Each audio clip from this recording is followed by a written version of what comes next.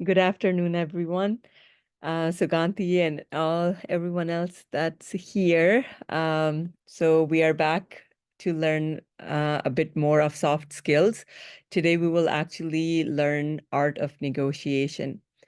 You might be thinking, why is it important to learn negotiation? Because we all understand what it means, right? When you are negotiating, it means that you are discussing, um, pros and cons of something. You're discussing the aspect of a term or a package.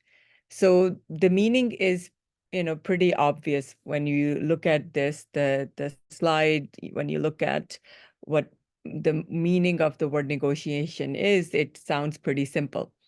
But what we don't understand is that, we have the power of negotiation in workplace when we're accepting a job, when we are in in the workforce, not just, job interviews and, confirming a salary package, but also if you are in the workforce right now, how can you negotiate a better salary, a better hours, et cetera, et cetera. So this is all doable, feasible.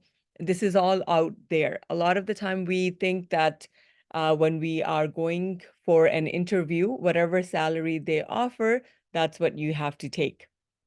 And we forget that, a lot of the time the employers, they give kind of like there's like a buffer zone, like they tend to tell less salary than what they were intending to give. So there is a room to ask for more. But also, at the same time, we will actually talk about all the skills that you need to have before you start the negotiation process. But just a couple points I want to make before we start. So one point, as I said, that sometimes there is this buffer zone. The employers, when they are offering a salary or a package, there is more they can offer, but they just, they are putting on the table a little bit less, and so that, if you ask for more, they would willingly and happily give you that. So that's one thing to keep in mind. And second is that when you are in a workforce, there are certain things that you're asked to do.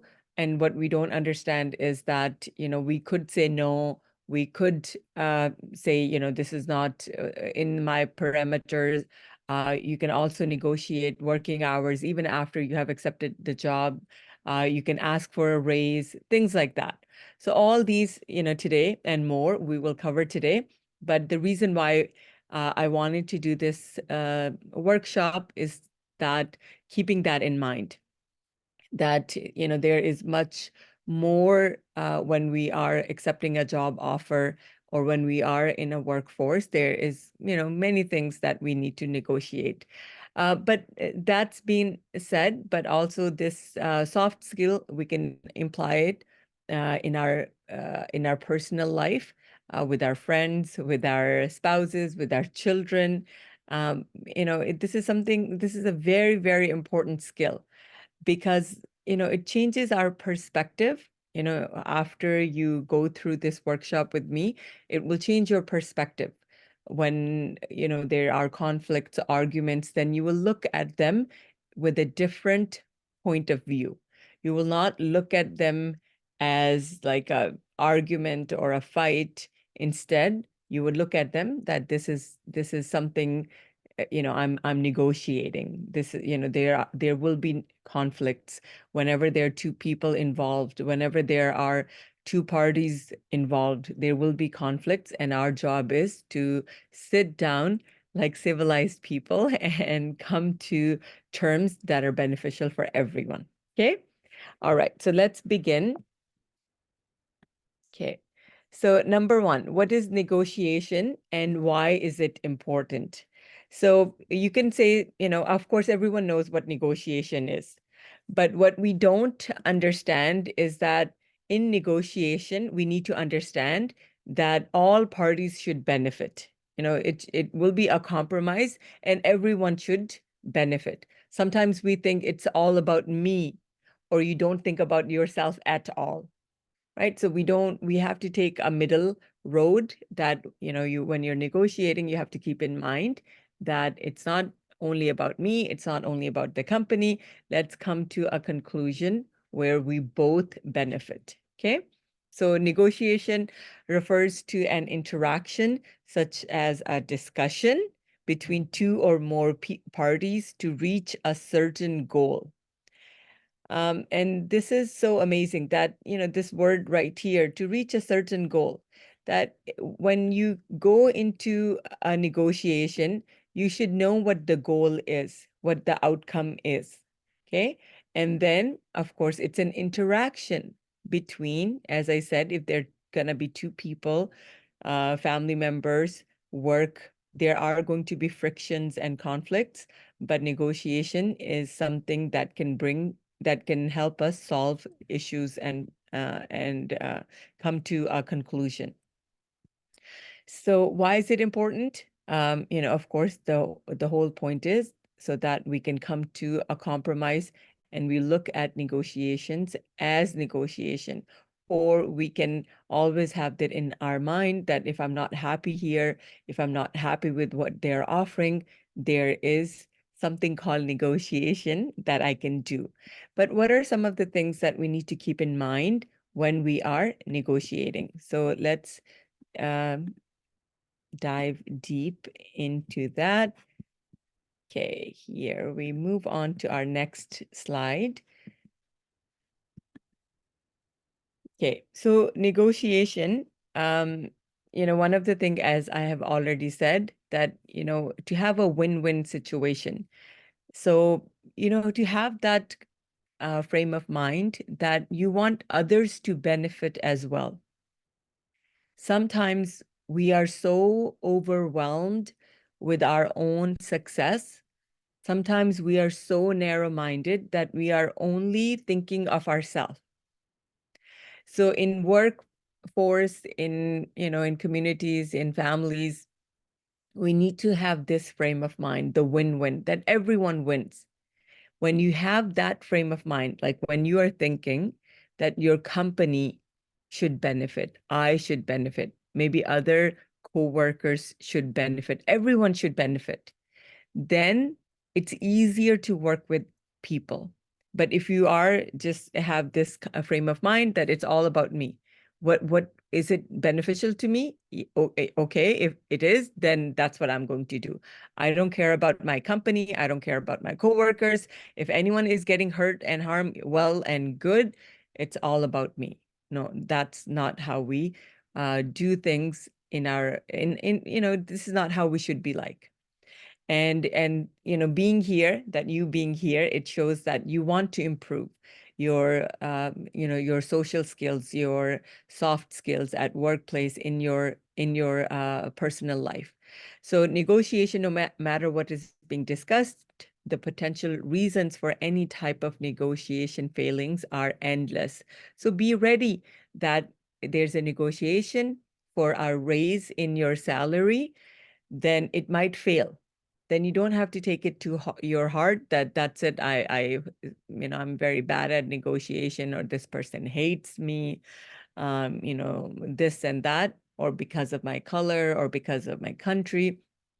Instead of having that type of frame of mind, you go into negotiations with this, that, there is a 50% chance that I might not get what I'm going for, right? So, and as we already discussed, that in the workplace, however, being able to settle on a win-win solution in any situation, from asking for a salary increase to working out the finer details of a business partnership, is essential.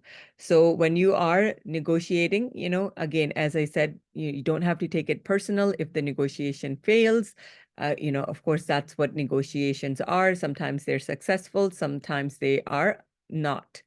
And also, having those terms that are beneficial for your company and for yourself. If you know the company is not doing well at all, then you want a raise, then make it, one, reasonable, and number two, you explain why you need the raise, right? That why I need a raise at this kind of crucial circumstance. What can I offer? What am I bringing to the table?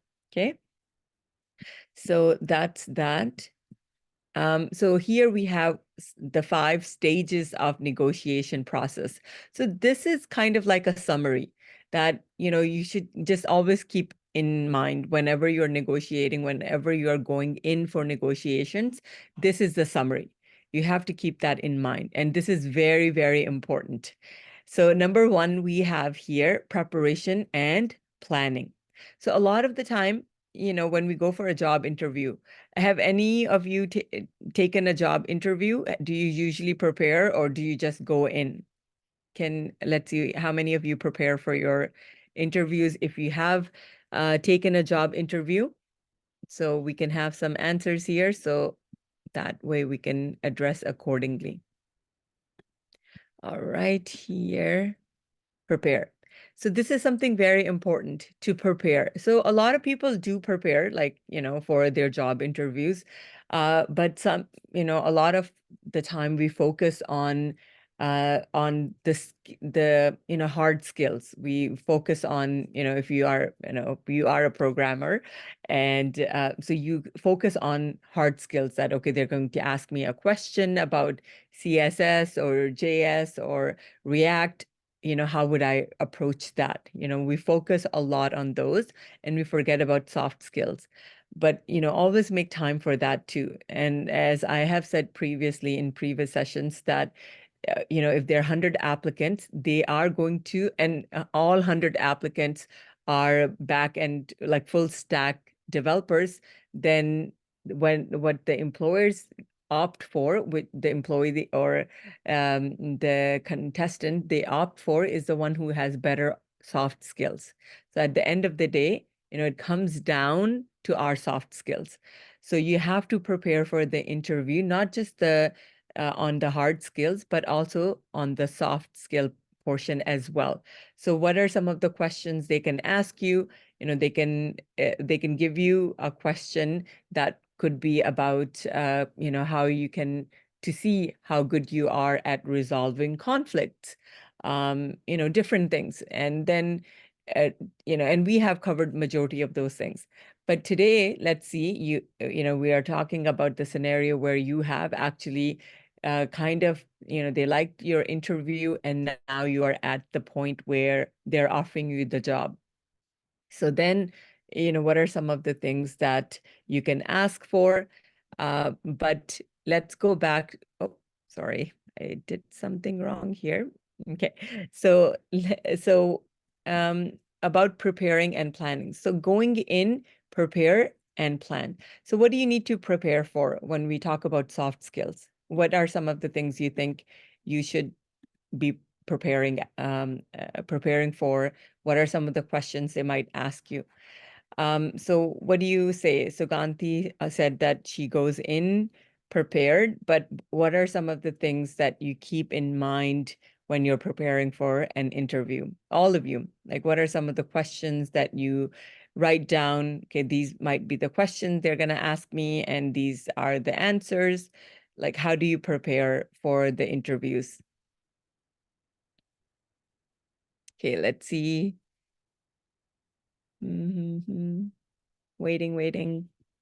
Okay, so some of the things that you can, okay, tell us about yourself if they ask you that. Yes, so be ready for that. Sleep well. Anton said that. That's very important. Instead of getting too anxious, it's better to have a good night's sleep. So, one of the things that you can work on is to know the company, to know of course, you're going to know the company, but what is their motto? And also the employer. If you can get some personal information about those people, if it's a person who has family, then you can kind of, it's a family man, you're a family person, you can kind of keep that in mind. So getting information about the company, getting information about the interviewer, it helps. For example, if if you're going for an interview for a company that let's say, deals with the mining, then, prepare yourself for questions about that field. Or if there's a company that's maybe dealing with the indigenous people, then we kind of do some homework about that. So preparing and planning. So write down some of the questions that they might ask and how would you respond. About the salary, do preparation, meaning that what are people offered jobs like that, people with skills, like skill set that you have, and the job that you're going for, what is in the market nowadays, how much people like that with those skills, with that type of company, how much people are getting paid.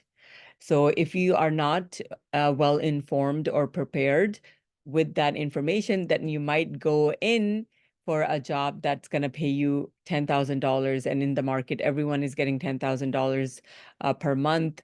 Then you might go and ask for much more. You might be rejecting their offer, even though it is a reasonable offer. So we need to have that kind of preparation, that, this is the kind of the market, this is my skill set, and this is how much I should be expecting for the salary package.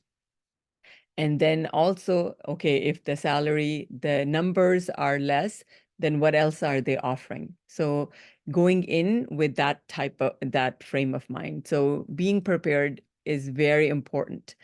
But if we not talk about job interview, if we talk about just in negotiation, that if you are already in a workplace and you want to negotiate with another party, to sign a contract, or, just increase a raise, ask for a raise in your salary, then how are you going to negotiate? So then you can think of the questions that they might ask, and the counter questions or answers that you can prepare. So don't just go in with the request, you go prepared. These are the questions that I could be asked, or how would I answer these? And also, if you go for a job interview, when they're asking questions, look at those questions as, the person is trying to learn about me, right? They want to get the right person for that job. So instead of taking it again personally, think of it as the person is trying to get his or her job done. Right now, actually, these 5 stages of the negotiation process. So number one, could be 2 scenarios. One, that it is for job interview, and you are negotiating for a salary package. Number 2 scenario could be that you are already in the workforce, and how you're negotiating for, let's say, a partnership, for raise, or to getting a contract signed, things like that. So, number 1 is that you prepare and plan. Number 2, definition of ground rules. So you need to know what are the ground rules, that you go in knowing the ground rules, that this is what I'm going to work within. If things go out of control or out of these rules, then I'm leaving. So you can define even the ground rules, or you can just have that in your mind when you go in for negotiation. Number 3, we have clarification and justification. So, clarify what you are asking for. Like, don't think or assume that they know what you're asking for, what the reason is. That if you have been putting in extra hours, you are working hard on your project, then don't go in with thinking that they already know that. No, you have to kind of spell it out for them. So clarify things and justify things. Justify meaning, if you are getting a no in the negotiation, if the negotiation is not going as planned, then instead of, again, being vengeful or being angry, you can justify that, my company, they value me, these could be the reasons why they're not giving me a raise, or justifying, if an interview you're asking for some certain package in the salary, it's not going as you are planning according to your plan, then justify that. The company might be new, they can't offer medical right now, but they are offering me this. So justifying. So having, all these soft skills, bottom line, the purpose of these soft skill is, to number one, to better equip us when we're dealing with people, and also how to deal with the situation's results. That if the outcomes are not according to our liking, then how are we supposed to move on? How to be resilient, right? A lot of the time, people just get stuck with what the failures, that this happened, the failure, the reaction, the interaction, and they just get stuck in that loop and thinking about it over and over again, instead of justifying it, instead of being empathetic, instead of being resilient, and instead of moving on, they just get stuck in that negative area.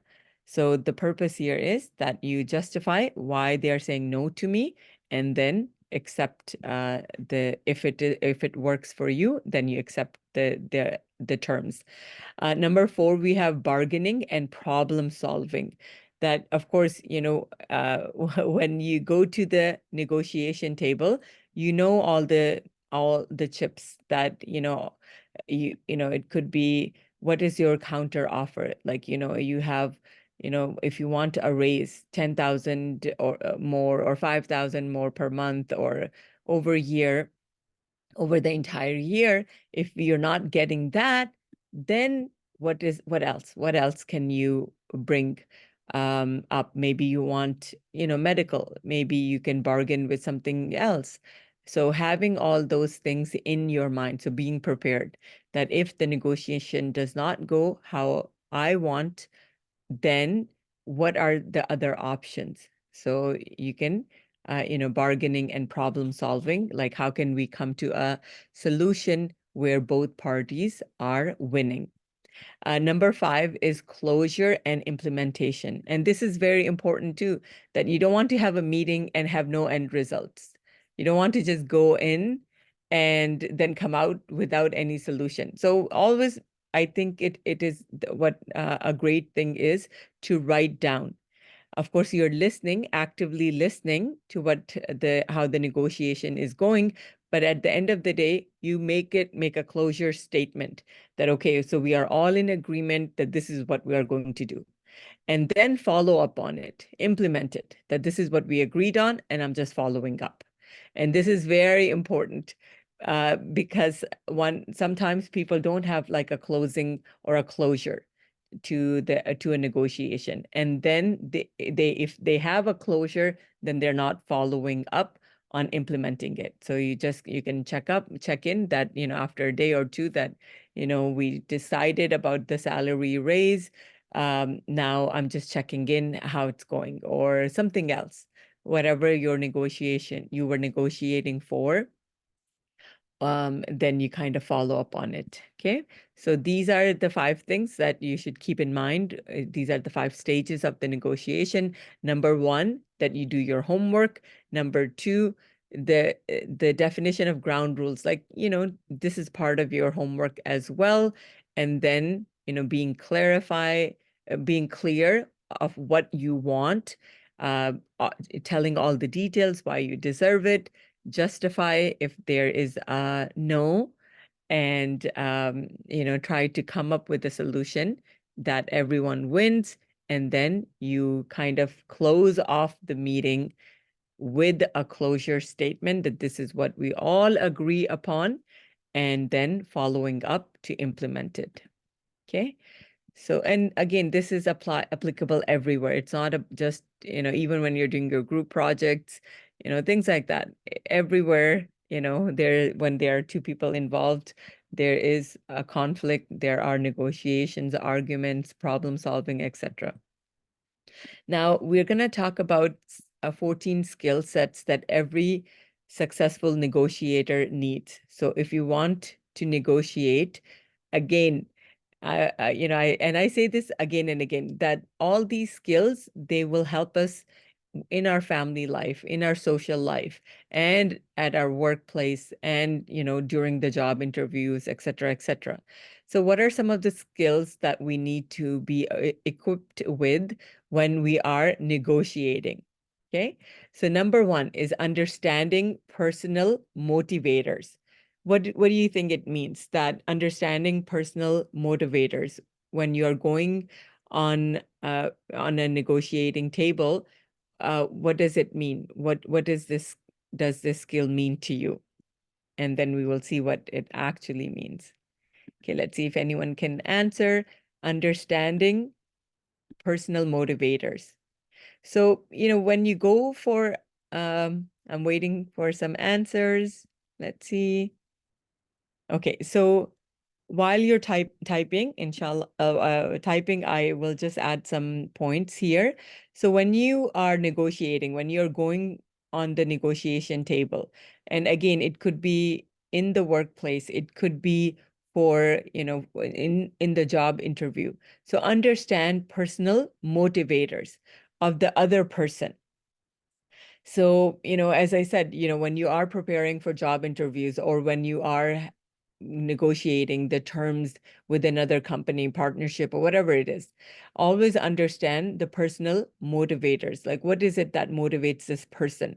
Like, what is the kind of like the goal, the motto of that company, of that person?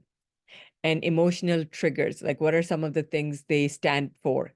So a company, if it's environmental, then keep that in mind, that this is something that they are interested in, or they are passionate about.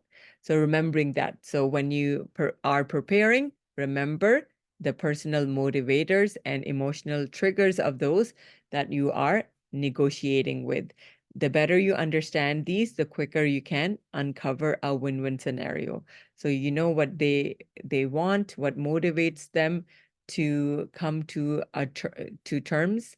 Then you can, bring them up that, okay, if we want a partnership, I can help you with this aspect of your business.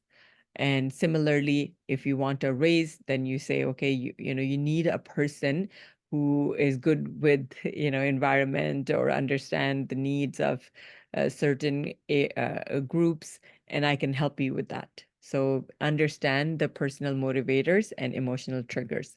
So that's one to keep in mind, right? When we are dealing with people, right? When we are negotiating, it's not like we are negotiating with companies or some robots. We are dealing with people, right? So people have different personalities, different likes and dislikes. More we go in prepared with the answer to all these questions, then easier it is to have a discussion with the company or people you are dealing with. Okay. Asking masterful questions. This is very important, that when you're negotiating, a lot of the time we tend to uh, put statements that, this is going to benefit you. If you give me the raise, this will benefit you. Or I really need this raise, or I really need this job. So a lot of the time, like, we focus on giving out statements. So what we need to do when we are negotiating is putting out questions.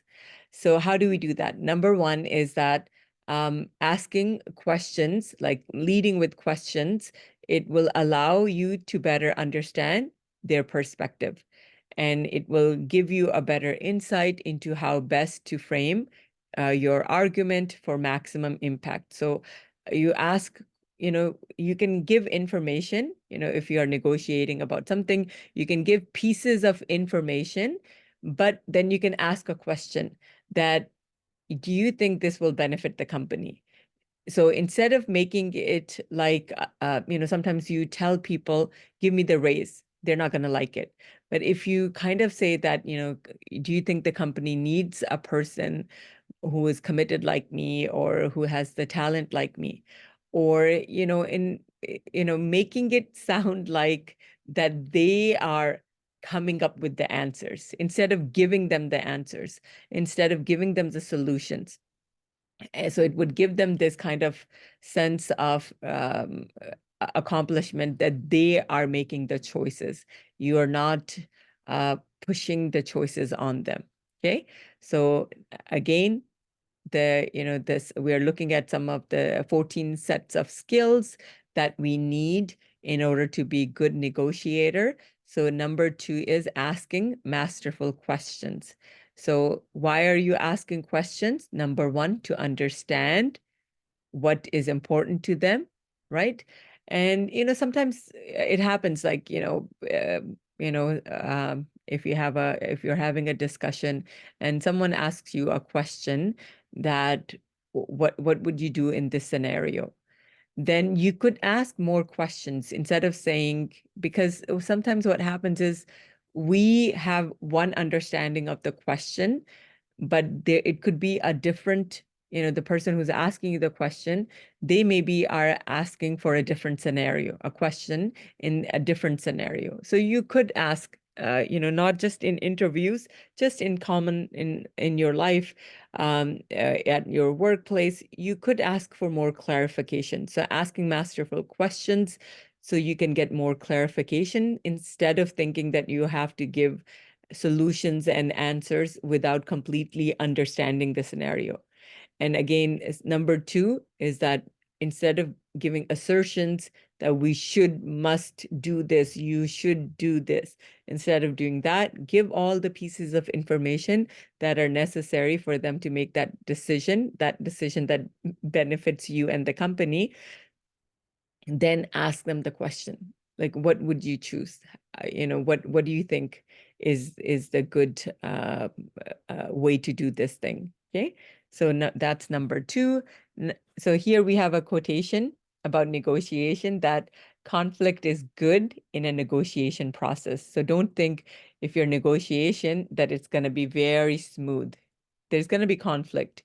It's not like, again, as I said, that when there are two people dealing with each other, two parties, there is going to be conflict and friction and resistance. So it's a good thing. It means that you are negotiating, right? So it's a clash of two ideas, which then, all being well, produces a third idea, right? So which is the third idea? The third idea that will benefit everyone, right?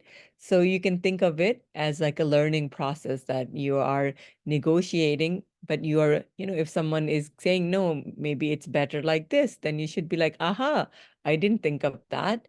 Instead of feeling that, oh, they're rejecting my ideas or my ask, you should be like, aha, yeah, I never thought of that. That's very interesting.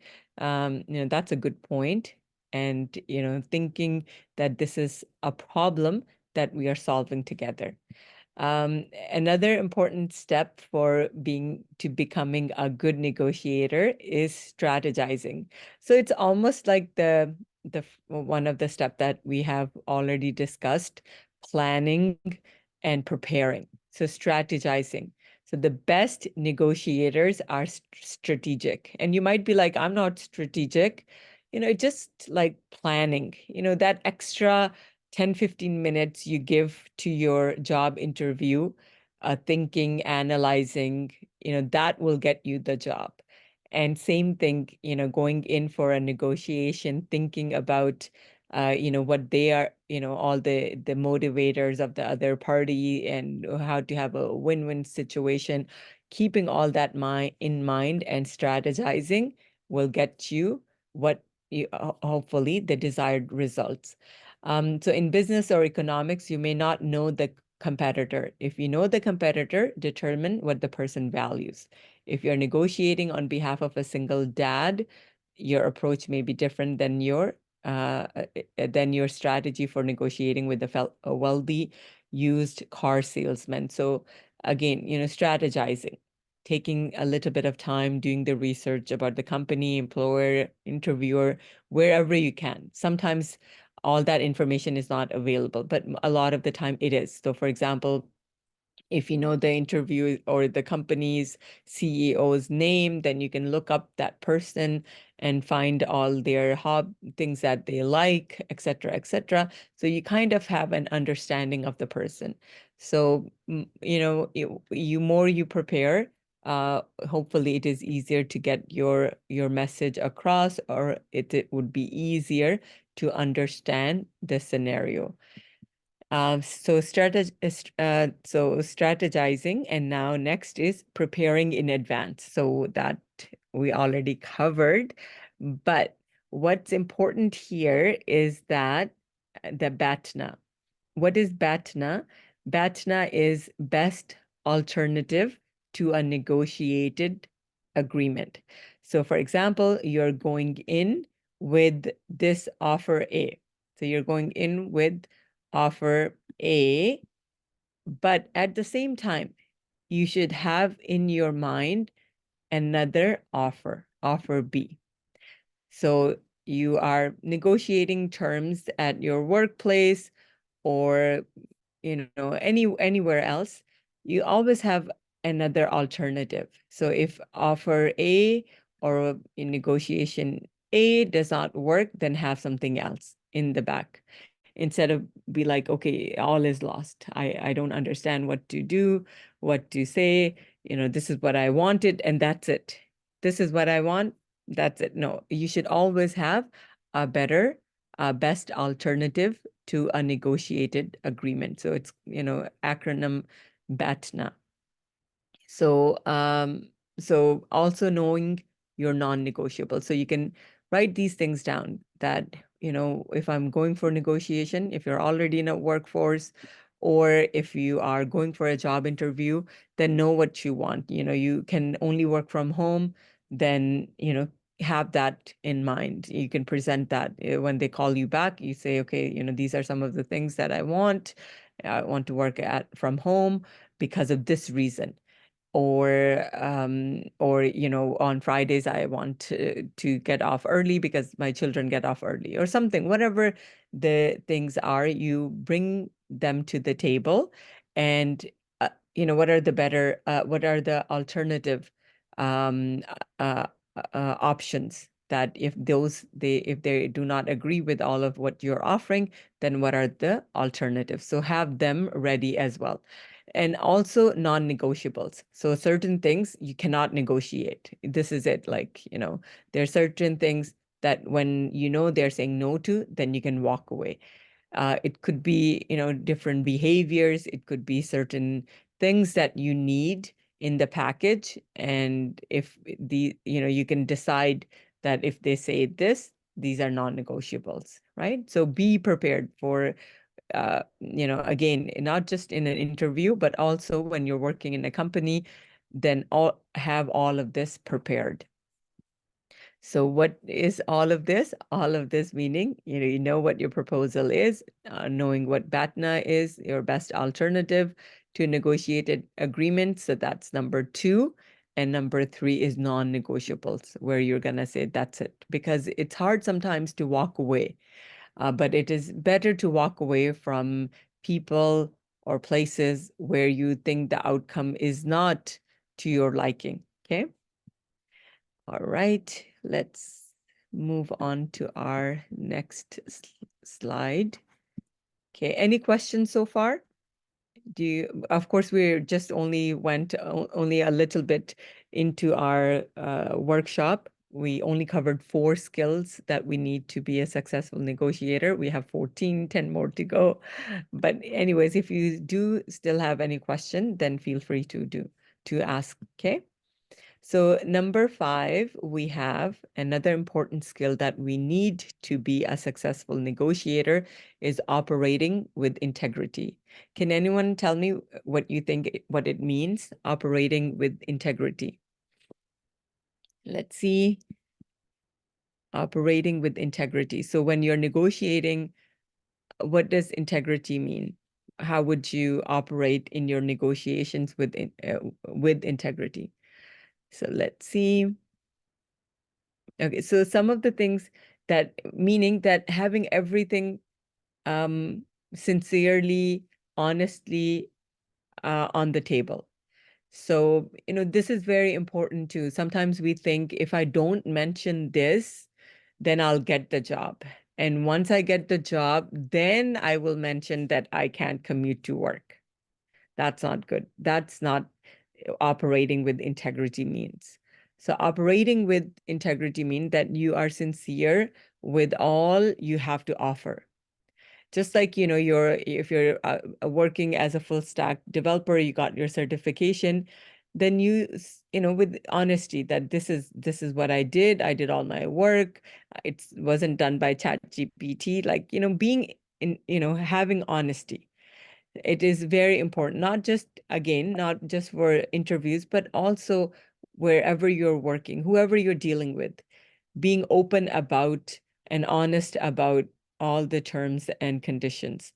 So successful negotiators should always operate with integrity. It's a terrible feeling to close a deal, then find out after the fact that things are not what they seemed, right? It would bother you. It would, now you have to start all over again, right? So similarly, working, having empathy that, if I was, if someone was dealing with me the way I'm dealing with this company, then how would I feel that this person is hiding important information about their past or about the contract, about their knowledge, about their skills.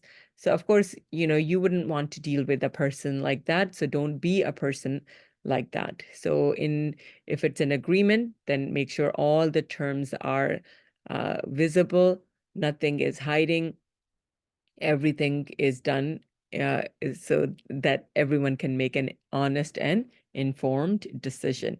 And by doing that, of course, you will build trust. So the person will know that this person is trustworthy. I can rely on this person or this company, etc. Okay, so operating with integrity.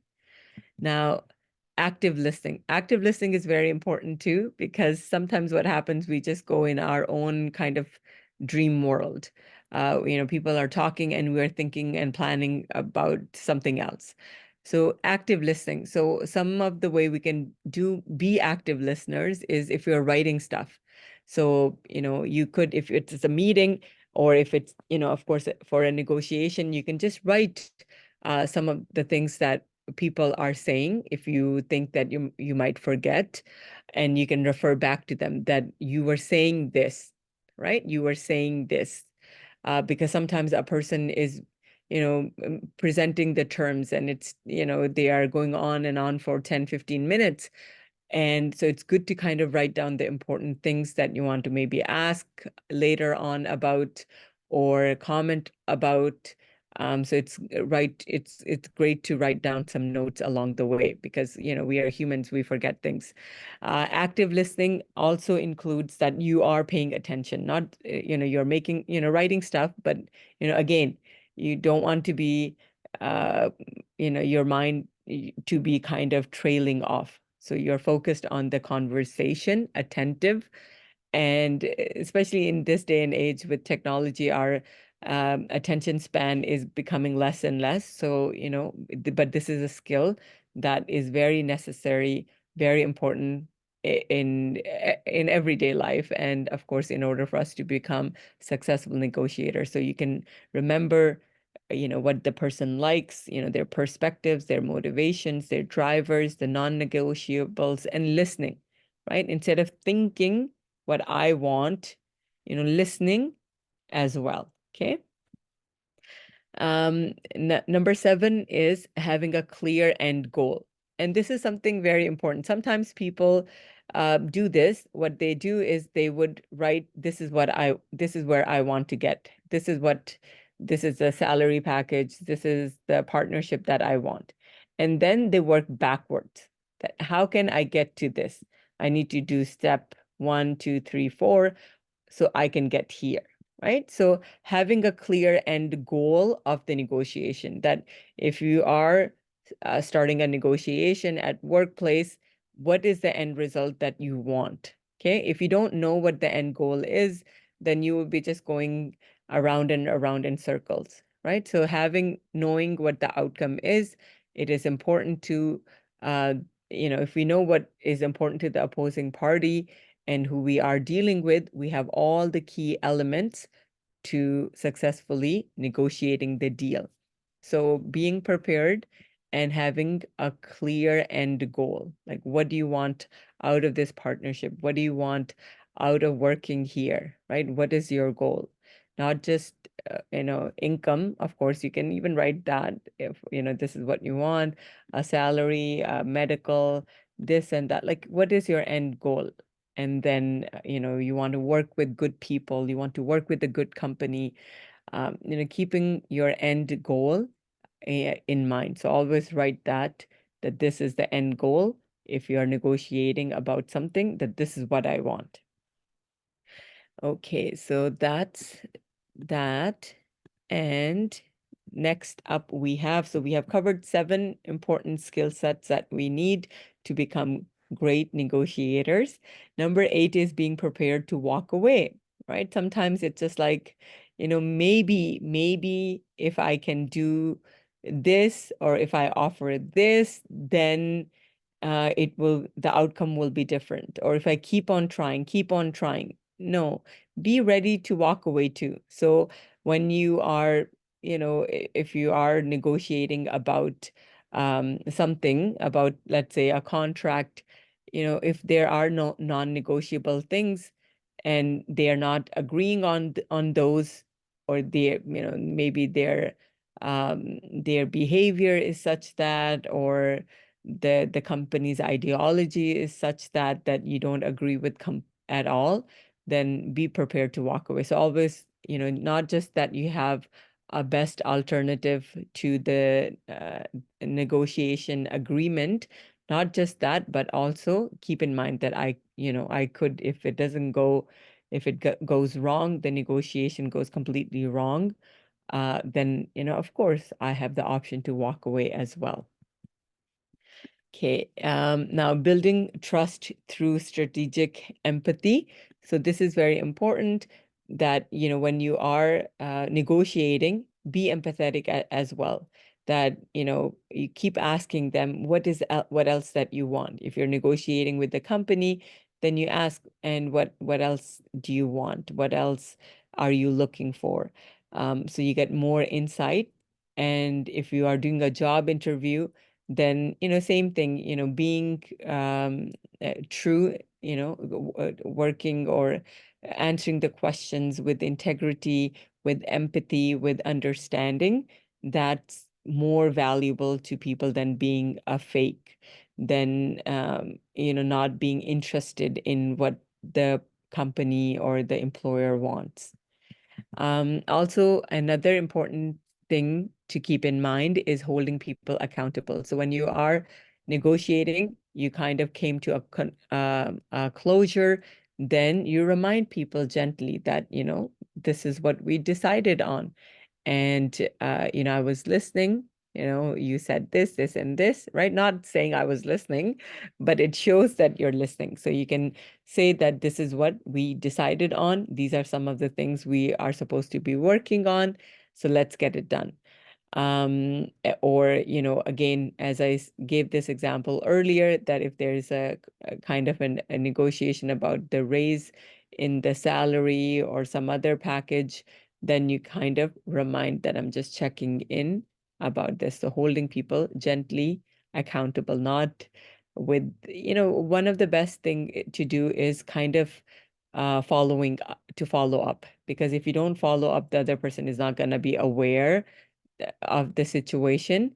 Then, 10 days go by, then you're going to get, angry that, oh, this person is rude, this person is not, is ignoring me on purpose, this and that. So instead of getting into that state, you just kind of follow up.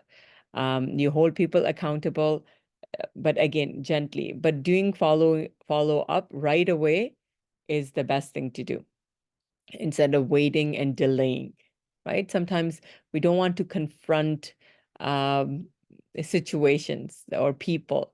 But, sometimes the best thing to do in in different scenarios is that you kind of follow up. You send that email, you send that message, you make that call. Okay. So holding people accountable. So not just like, oh, I did a great negotiation and we've all agreed on something and then never following up. That's not right. Okay. Reading body language. So reading body language is important when you're negotiating. If the person looks like that they are losing interest, you have all these terms on the table, but they are not interested. They don't seem to be interested in any of the terms, or maybe one of the term that you just mentioned, and now they look uninterested after that. So you can change that term that, oh, maybe, this is not the only option. These are other options as well.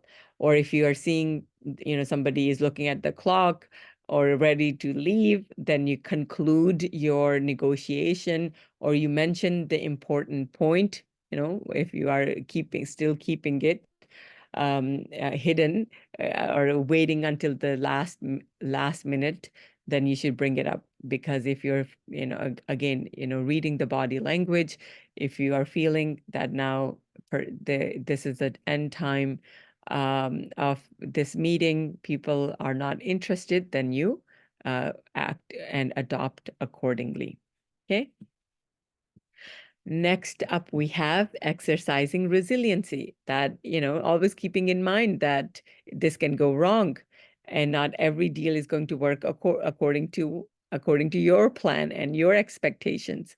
So you can always refine your approach and offering. So you went in with, this offer, it didn't work out. Now don't lose hope, right? You can refine it and you can always bring it back again.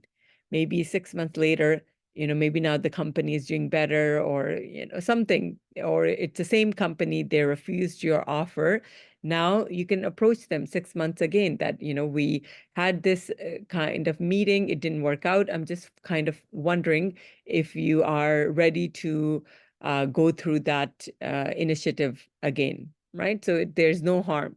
So again, when in business, in life, of course, we are humans. We do have feelings. We do feel hurt, etc. But we have to, again, especially in workplace, to act more professional, more resilient, and again, having that frame of mind that if everyone can benefit, that's really good in workplace. To be empathetic, to be resilient. Sometimes things are not as big or bad as we think they are. So to having a different kind of, to calm your mind by kind of explaining to yourself that, in this meeting, in this interview, this went wrong because of this, but not, justifying the entire situation, and understanding what the scenario is instead of being in kind of negative state of mind. So you can always refine your approach and offering, and you can always go back. So being resilient, right? Again, not taking it that this person has something against me. Having self-awareness. So self-awareness is key. So meaning that if you are negotiating with your boss, for example, and there are certain things that make you angry, so you should be aware of it. If you have a temperament, or if there are certain kind of things that emotional triggers that you don't like, then keep that in mind, that maybe these things will come up that will make me upset. And how would I react? How could I stay calm in that situation, right? So when you feel confident and grounded and know when to walk away, always like, this is not the end of the world, I can always walk away. You are in the best position to get the most out of a negotiation. So having self-awareness too, that there are some shortcomings in me. What are some of the things I really dislike, or sometimes I overreact? Being self-aware is very important too. Number 14. So this is the last skill that makes us good negotiator, is interacting empathetically. So here we have a statement by FBI hostage negotiator, and author of Never Split the Difference. He believes that empathy is the most important quality for anyone looking to improve their negotiation skills. So being empathetic, again, right? We already kind of discussed, being asking good questions instead of being assertive that this, you have to do this, you have to do that, you must, you have to. Instead of being a person like that, uh, being engaged with empathy, with, trying to see what the other person is coming from, or what the employer or the company or the coworker is coming from. And it would make our negotiation a success if we are empathetic towards people, dealing people as people who falters, who have shortcomings, etc. Okay, so these are the 14 skills. So keep them in mind when you are negotiating after joining a workforce, or just with your family members, or when you are going for an interview. I actually have personally kind of crafted some of the things that are sometimes asked during interviews, and then we'll look at some of those questions, and I would want to see how would you respond. So for example, you go for a job interview and you are in a third round interview for a job at a company you like. So meaning they called you in for interview one, and now they're calling you again and another time. And now this is a company that you like, but then someone else, another company that you admire even more, they invite you in.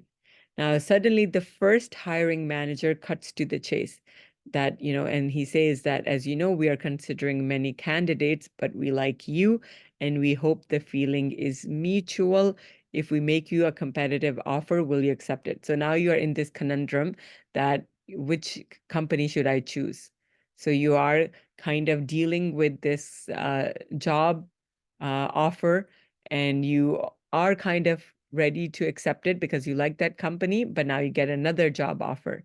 And now they are just kind of putting you on the spot that are you going to take our offer? So would you accept it or not accept it? Okay, so this is kind of like, how would you look at this entire scenario if you are posed with this question? How would you respond? Okay, so that's one scenario that you can think of, and you can tell me in the chat box, how would you respond to it? If you are in a scenario like this, what would you say? Would you take the offer? Would you say, I have another offer? Like, how would you approach this scenario? Okay, let's see. And it happens, like sometimes we have these questions asked and then we have no answer. Then we're like, I don't know, or I'm not ready, or just, not giving a good answer, or not asking counter questions. So it is very important to keep these scenarios in mind that, what if they ask me a hard question like that? How would I respond? Okay. So keep all the 14 skills that we went through, and then you can think like, how should I think of, you can write down an answer, even for yourself, that how would you respond if there was a situation like this. Another scenario that I've crafted is this, that, for example, you have received an offer for a job, but the salary is lower. And now you're asking that, this is too less. Then the employer is saying that we typically don't hire people with your background, and we have a different culture here. This job isn't just about the money. Are you saying you won't take it unless we increase the pay?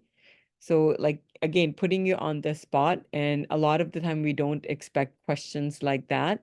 So how would we respond? So keeping that in mind, um, that is it about money? Is it, you can explain why it's about money, like, things like that. So you can think of that question and how would you answer it?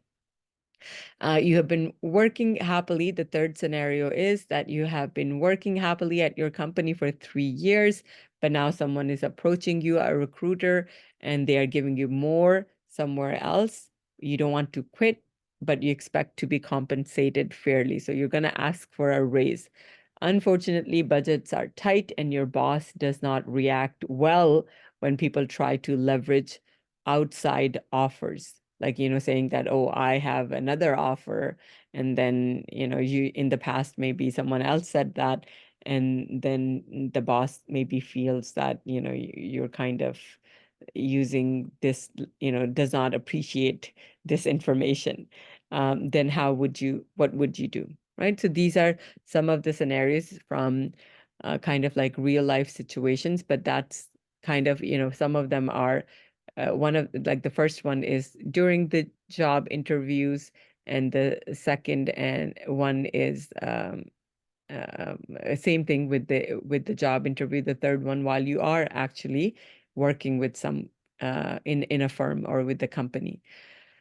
And they do ask, nowadays especially, they do ask the hard questions right there. Do you have another job offer? Do you have, if we offer you the job, are you going to take it? Things like that. Right away, they ask questions on the spot like that too. So again, in the past, the questions used to be about the hard skills, but now there are questions, the focus is the employers are focusing on soft skills. So 15 rules for negotiating a job offer. So when you are going for a job interview and you're negotiating a job offer, so not the interview, like a job offer, what are some of the things you need to keep in mind? So number one is do not underestimate the importance of likability. So how, this is something important. Sometimes we think it's not important. What matters are my skill sets, what I have to offer. No, we are humans. We like people who act in a kind way, who are empathetic, who have these soft skills, who are understanding, who, who are active listeners, etc. So don't underestimate the importance of likability, that you are a person who is polite, who is who's not seeming greedy, or who's not pointing out deficiencies in the offer. So how you approach it, right? So don't underestimate the importance of likability when you're negotiating a job offer. That you don't have to be rude, or again, angry, kind of, just you don't have to look petty or kind of criticizing. You have to be in a person that other people would like. Help them understand why you deserve what you're requesting. So you are negotiating a job offer, but remember the first rule, the planning and preparing. So you need to know that there is room for negotiation, right? Sometimes there isn't room for negotiation. This is how much people are being offered, and the company is new. They can't offer other services in the package. Then that's it. If there's no room for negotiation, don't just negotiate for the sake of negotiation. You negotiate where it's needed, where it will, where there's room to negotiate. Help them understand why you deserve what you are requesting. So you help them understand, right? That you are asking for a raise, there's a reason. Or if you want to take one day off, or switch a day, or switch times, whatever it is, you help them understand, okay? Don't assume that they already do. Make it clear they can get you. Meaning, when you're negotiating a job offer, don't pretend, or don't act that you're not serious about this job. So meaning, if you're interested in that job, then you negotiate the job offer, right? If you're not interested, you already got an offer that you really like, and you have already said yes to them, and now you negotiating with this company for no reason, right? So make it clear they can get you, meaning you are available, you are interested, right? You're not just there for no reason. You just tell, like, that, I'm available, I'm interested. Who wants to be the stalking horse for another company? If you intend to negotiate for a better package, make it clear that you're serious about working for this employer, okay? Now, understand the person across the table. So we covered that already, but it's like now we are talking in terms of if you are negotiating a job offer. So understand what the other people's interests are, his concerns are, and then you can, perhaps, um, you can act accordingly, right? You can work out things accordingly. Okay. Understand their constraints. So again, if the company cannot offer these things, so understand, as we already covered, that kind of justification. So understand what their constraints could be. There could be, there could be ironclad constraints such as salary caps that no amount of negotiation can loosen, or you have to figure out what those are and where they can be flexible, where they cannot be. So if there's a company that is hiring 20 similar people at the same time, it probably can't give you a higher salary than everyone else, right? But it may be flexible on start dates, maybe vacation time, signing bonuses, et cetera, et cetera. On the other hand, if you're negotiating with a smaller company that has never hired someone in your role, there may be a room to adjust the initial salary offer or job title, but not other things, right? So keeping that in mind. Be prepared for the tough questions. I kind of went over this, that, sometimes they just ask questions right there, like, do you have any other offer? Or if we make you an offer tomorrow, will you say yes? Are we your top choice? If you're unprepared to kind of give answer to these questions, then, you might give kind of a response that's not appreciated. So number one is that, when you're giving an answer, if they're asking you, are we your first choice? If they are, then you say yes. If they aren't, then you say, that, I do really like your company and I would really want to work with you guys. You could say something like that. So not being blunt about, no, you're not my first offer, but do say that, I do really like your company, etc. Things like that. So being sincere and work answering with integrity and honesty. And also you can, again, you need to prepare for questions and issues that would put you on the defensive, make you feel uncomfortable or expose your weaknesses. So your goal is to answer honestly without looking like an unattractive candidate and without giving up too much bargaining power.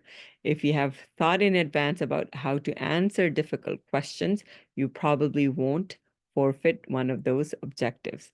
And again, sometimes, again, you learn from your mistakes. So maybe if one interview doesn't go well, then, maybe you can learn from that interview, that of course, we will be helping you with finding jobs and getting you ready for interviews, resumes, etc. But it's a learning process too, right? That sometimes things don't go well how you desire them to be, how you want them to be, but think of them as kind of a learning experience. That what were some of the things that I did wrong? What are some of the things I could have done better? So you're well prepared for the next one. Okay, we did that. Number 7 is uh, the rules for negotiating a job offer. Focus on the questioner's intent, not on the question. So sometimes, again, you can ask counter questions like, why are you asking this? Or can you explain what you mean by that? And focusing on the questioner's intent, meaning that they're not trying to harm you or get you, um, belittle you. They're just trying to get the right person for their company, right? So understand what their initiative is, why they're asking this question. So it's not that they are trying to put you down or something. Understand that their motivation for ask this question is to get the best candidate possible. Okay. Next, we have consider the whole deal. So what does that mean? It means, sometimes many people, they negotiate, they think negotiating a job offer and negotiating a salary they are the same thing. They're not the same thing, because job offer, it can have many things, right? It can have where you're going to work from, what are you going to work from, where you're going to work from, or sorry, the times, other a pack, whatever is included in that package. And salary is just money, right? So we don't need to get fixated on money. We need to focus on the value of the entire deal. It could be, what are the responsibilities? What is the location, travel, flexibility in work hours, opportunities for growth and promotion, perks, support for continued education, and so forth. So think not just about how you're willing to be rewarded, but also when. You may decide to chart a course that pays less handsomely now, but will put you in a stronger position later. So you have to consider the whole thing, right? Number 9 is negotiate multiple issues simultaneously, not serially. So meaning, you're getting a job offer and you are kind of going through all the parts of it, and now you have an objection about a few things. So then just say all of those things that, I don't like this, and this. So if you just say the salary is a bit low, they might just work on that. Okay, he just wants an increase in the salary. So they just might give you a bigger number, and then you later on say that, oh, I actually wanted to work from home or something like that. Then it's not right. So when you're negotiating if you want to negotiate multiple issues, if there are multiple issues, then you say all of them simultaneously, that these are some of the things that I need you to improve on, or work on, instead of getting one done and then the second, then then the third. So getting all of them in front of them all at the same time. Now, another rule for negotiating a job offer is don't negotiate just to negotiate. So I covered that already, that, if everything is perfect, then that's it. It just because you have learned the negotiating skill here, it doesn't mean you have to start negotiating.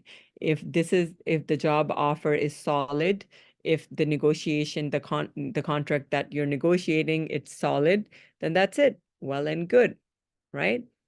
And that's what we want, right? We don't need negotiations for no reason. It takes time, energy. If there is something to negotiate, then we negotiate. Number 11 is think through the timing of offers. So this is just, if you are applying for jobs and, let's say in this cohort, everyone's graduating, certification is getting done, and now people you made friends with, they are getting offers and you're not getting any offers, then you don't have to, again, be pessimistic about it. You just think of it as that, okay, if I don't get the offer now, then that means I don't have to decide right away. So meaning that depending on, of course, your situation, sometimes people get very upset that, oh, other people are getting offers, not me. But if they are getting the offer, then that means they have to decide pretty quickly too. They can't look at other opportunities. While if you are not getting the offers right now, that means that you can look at other opportunities. There might be better job offers, and you will get more time to think about them or go through them. Next up, we have, for rules for negotiating a job offer, is avoid, ignore, or downplay ultimatums of any kind. So, you don't have to say, do this or else I will walk away. Again, nobody likes that kind of attitude. So you just, sometimes we do so inadvertently. We're just trying to show strength, or we are frustrated and it comes off the wrong way. So what you have to do is you have to explain things. Or if there is an ultimatum given to you and you don't like it, then you can ignore it. And also, you don't give ultimatums yourself, right? If someone tells you will never do this, don't dwell on it or make her repeat it. Instead, you might say, I can see how that might be difficult. given the where we are today. Perhaps we can talk about it some other time, right? So kind of, you know, just, playing with the language and kind of comforting yourself and thinking of it as a negotiation, not more than that. Also stay at the table. So this we kind of covered already as well, that you can always come back, right? If there is a contract you're not getting, you can always come back. You can always kind of check in, reach out to that company in 6 months' time, that, I'm just checking in to see if you're interested now. If you are looking for a raise in your salary, then if there's a delay, then you can always come back, and when you have accomplished or you have completed a project very well, then you can come back and you can say, oh, I just finished this project for you, and I just wanted to talk about the salary increase that I asked 6 months ago. So a delay in getting an offer letter may just mean that you're not the only concern the hiring manager has in life. So again, instead of dwelling on, the why they're not getting back to me, maybe they have hired someone, etc. Of course, you can apply and go for other job interviews, but at the same time, there must be a reason. Maybe they are not right away ready for accepting the applicants. Maybe they have other things going on, etc., etc. And being on the table, stay at the table. Maintain a sense of perspective. So when you're negotiating, always remember that you are negotiating. Don't think of it is as other than that, right? Sometimes people think that, it's a fight. We have to be vengeful now. Negotiation is negotiation, right? There, as I said in the start, that when there are two people, two companies, employer, employees, there are going to be conflicts.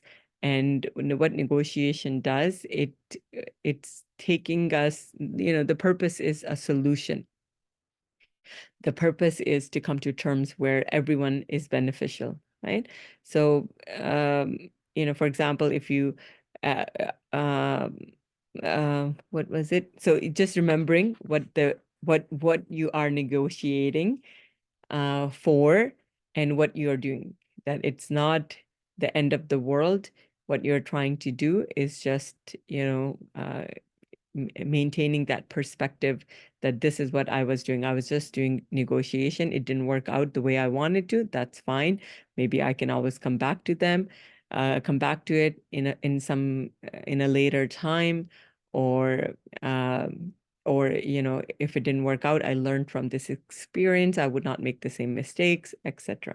Okay, so that's the end of our workshop for today. Do you have any questions about or any comments, anything, any insight about negotiation, anything you would like to add from your personal experience, at interviews or working with companies, contracting with other companies, anything you would like to add that we can benefit from, then feel free to either unmute yourself or send us a message in the chat box. Otherwise, I'll give you a moment if there's anything anyone wants to add.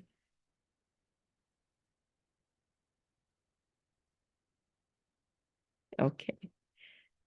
All right, awesome. So just think about what we talked about, make some notes and implement these soft skills when you are, again, in your personal life, social life, in your, when you're going for interviews, etc., so that you're prepared and taking those things as they are. Okay, so have a restful weekend and make some time to review what you have learned um, through the week.